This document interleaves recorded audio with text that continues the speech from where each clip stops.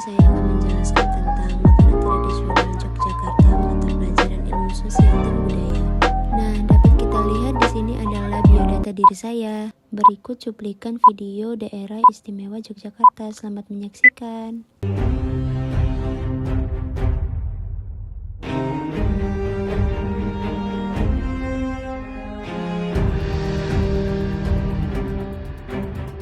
Daerah Istimewa Yogyakarta atau disingkat dengan DIY adalah sebuah daerah istimewa setingkat provinsi di Indonesia yang merupakan peleburan negara Kesultanan Yogyakarta dan negara Kadipaten Pakualaman. Daerah Istimewa Yogyakarta terletak di bagian selatan Pulau Jawa dan berbatasan dengan Provinsi Jawa Tengah dan Samudra Hindia.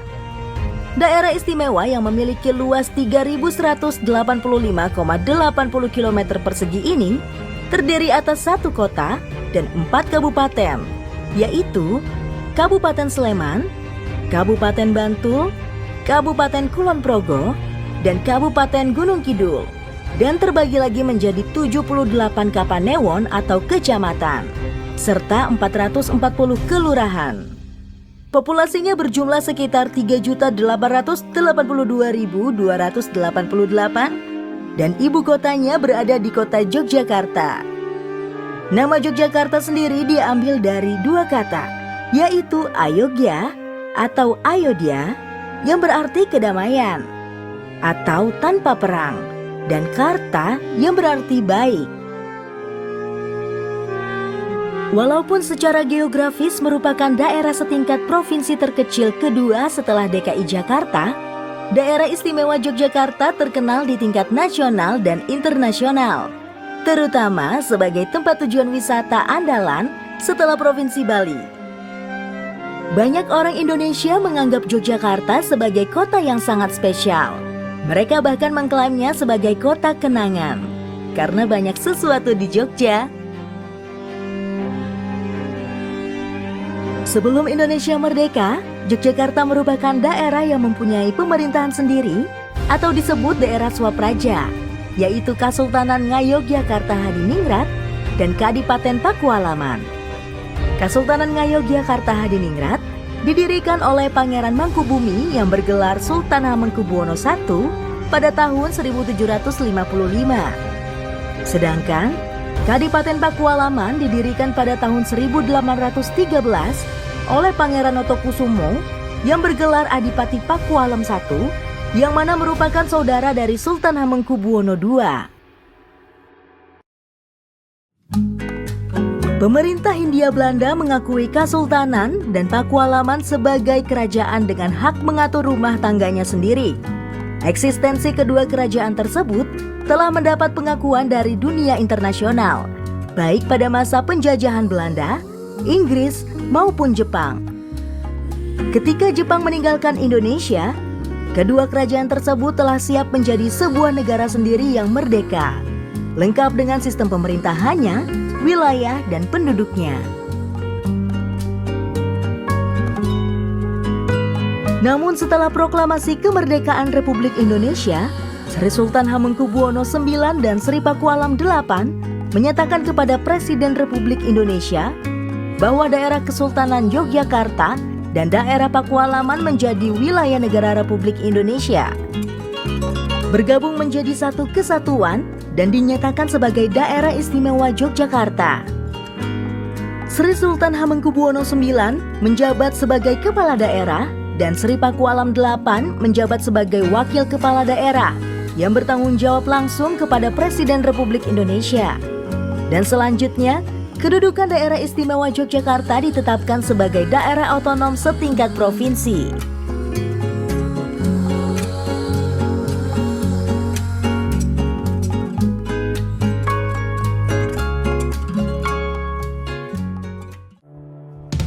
Fakta unik daerah istimewa Yogyakarta. Ibu kota negara Republik Indonesia. Dalam sejarah perjuangan mempertahankan kemerdekaan Negara Kesatuan Republik Indonesia, Yogyakarta mempunyai peranan yang sangat penting.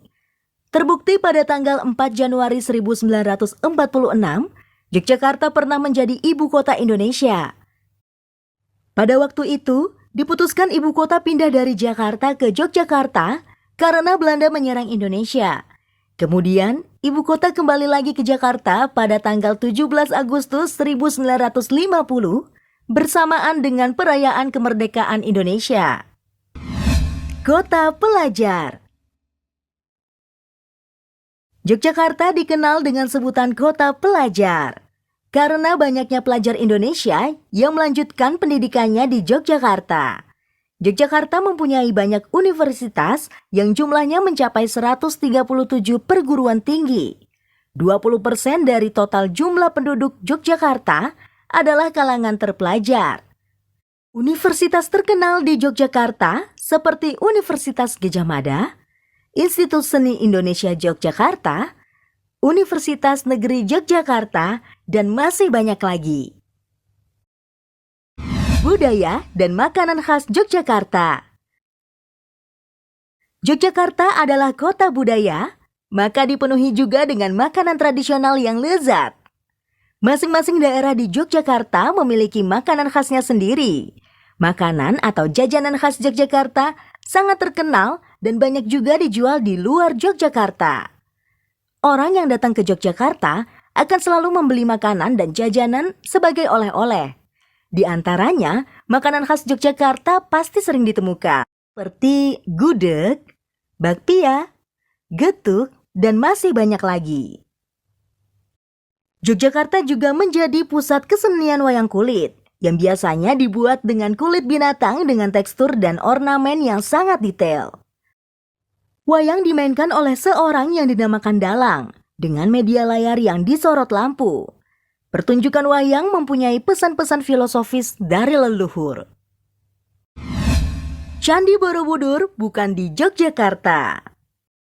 Banyak orang-orang yang belum tahu dan mengira bahwa Candi Borobudur yang tersohor tersebut berada di Yogyakarta. Namun, ternyata Candi Buddha tersebut terletak di Borobudur, Magelang, Jawa Tengah. Candi berbentuk stupa ini didirikan oleh para penganut agama Buddha Mahayana sekitar tahun 800-an Masehi pada masa pemerintahan Wangsa Shailendra. Borobudur adalah candi atau kuil Buddha terbesar di dunia, sekaligus menjadi salah satu monumen Buddha terbesar di dunia. Alun-alun Kidul Yogyakarta. Di alun-alun Kidul Kraton atau alun-alun selatan, terdapat 2 pohon beringin unik. Dan menurut mitosnya, jika seseorang bisa berjalan dan melewati di tengah-tengah antara kedua pohon tersebut dengan mata tertutup, maka keinginannya akan terkabul. Wah, ini sih patut dicoba ya. Kota Gede Yogyakarta. Kota Gede adalah salah satu kecamatan di Yogyakarta yang pernah menjadi pusat Kesultanan Mataram. Kota Gede adalah kota di Yogyakarta yang terkenal dengan kota tua. Ketika memasuki Kota Gede, langsung terasa kembali ke tahun 1700-an. Arsitek bangunannya sangat unik, seperti bercorak tahun 1700 sampai 1930-an. Kota Gede juga memiliki sekitar 170 bangunan. Kebanyakan bangunan kuno digunakan untuk sanggar pembuatan kerajinan perak. Letak Candi Prambanan yang unik. Candi Prambanan atau Candi Roro Jonggrang adalah kompleks candi Hindu terbesar di Indonesia yang dibangun pada abad ke-9 Masehi. Candi ini dipersembahkan untuk Trimurti, 3 dewan utama Hindu, yaitu Brahma sebagai dewa pencipta, Wisnu sebagai dewa pemelihara, dan Siwa sebagai dewa pemusnah. Namun, tahukah kamu letak candi ini sangat unik? Candi Prambanan terletak di wilayah administrasi Desa Bokoharjo, Prambanan, Sleman, Yogyakarta, sedangkan pintu masuk kompleks Candi Prambanan terletak di wilayah administrasi Desa Tlogo, Prambanan, Klaten, Provinsi Jawa Tengah. Satu-satunya provinsi dengan sistem kerajaan di Indonesia. Yogyakarta adalah satu-satunya kota di Indonesia yang masih menggunakan sistem kerajaan. Warga Yogyakarta tidak memilih gubernurnya karena sudah otomatis dari keturunan keluarga kerajaan. Orang yang memerintah dinamakan sultan dan keluarga kerajaan tinggal di istana yang disebut keraton. Garis imajiner Yogyakarta. Garis imajiner Yogyakarta atau yang sering disebut sebagai sumbu filosofis Yogyakarta merupakan sebuah garis tegak imajiner atau khayal di Kesultanan Ngayogyakarta Hadiningrat. Garis ini memanjang dari utara ke selatan yang menghubungkan Gunung Merapi di utara dengan Pantai Parangkusumo ataupun Pantai Parangtritis di selatan, melewati Keraton Yogyakarta. Garis ini memiliki makna filosofis yang sangat tinggi di kesultanan tersebut dan menjadi salah satu acuan tata kota dari wilayah yang dilewatinya. Selain itu, keberadaan garis imajiner ini menjadi keunikan bagi kota Yogyakarta dari kota-kota lainnya. Itulah sejarah dan fakta unik dari Daerah Istimewa Yogyakarta. Semoga bermanfaat ya.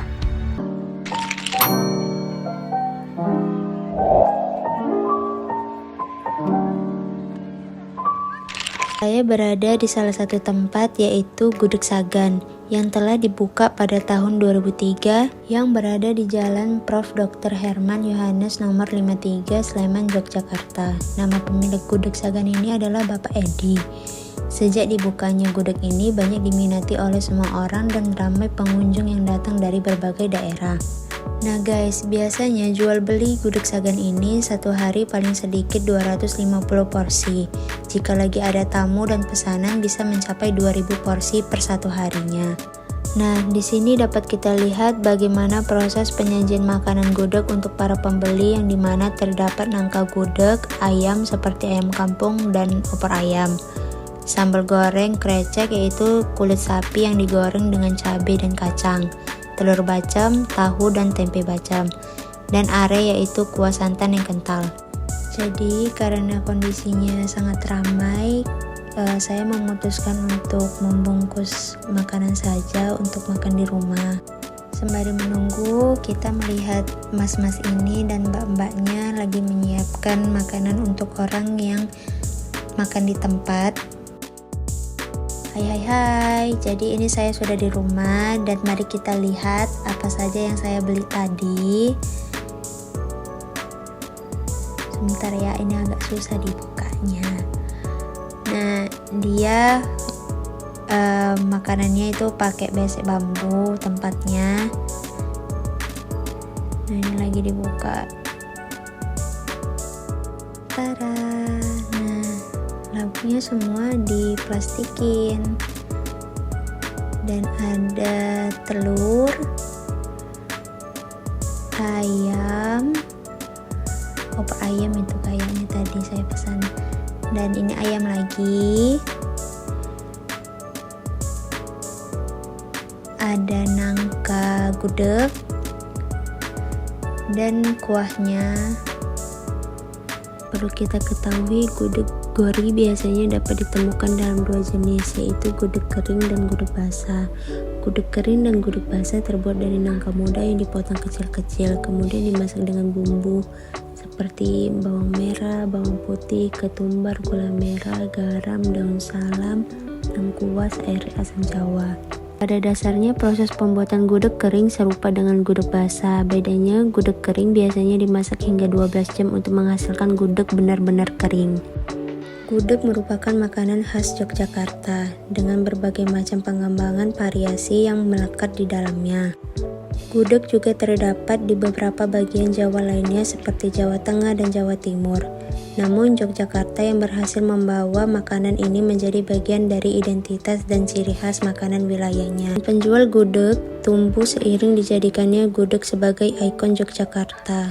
Adapun khas gudeg Yogyakarta lebih kepada rasanya yang manis, warnanya yang coklat tua dan kemerahan, serta santannya yang kental atau are.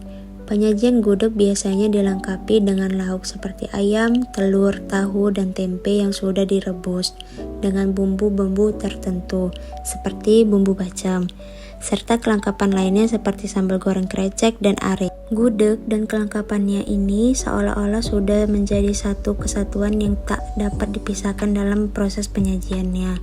bahan dasar gori atau nangka muda maupun rebung. Gudeg membutuhkan waktu yang lama hingga berjam-jam dalam proses memasaknya, sehingga dapat menghasilkan rasa dan warna yang berbeda serta relatif lebih awet dibandingkan dengan sayur gori. Dilihat dari proses memasaknya, gudeg dikenal dengan dua jenis, yaitu seperti gudeg basah dan gudeg kering. Berdasarkan kisah yang ditulis dalam Serat Centini, diperkirakan bahwa gudeg sudah dikenal sejak abad 16 atau 17. Dapat dipastikan gudeg sudah dikenal jauh sebelum Kesultanan Yogyakarta berdiri. Pada Serat Centini juga diceritakan bahwa gudeg sudah menjadi makanan yang dijual untuk para penjajah saat ada keramaian yang dilengkapi dengan pertunjukan wayang dan hidangan saat menjamu para tamu di wilayah pedesaan Jawa.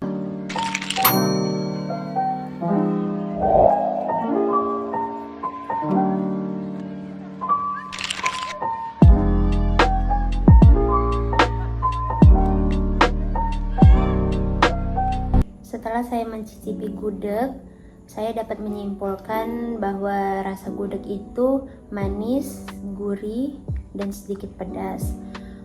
Gudeg itu sendiri yang saya makan terdiri dari nangka yang dimasak dengan gula merah sehingga menimbulkan rasa manis dan rasa gurih dari bumbunya, dan pedas dari olahan kreceknya. Krecek yang perlu kalian ketahui, krecek itu terbuat dari kulit sapi.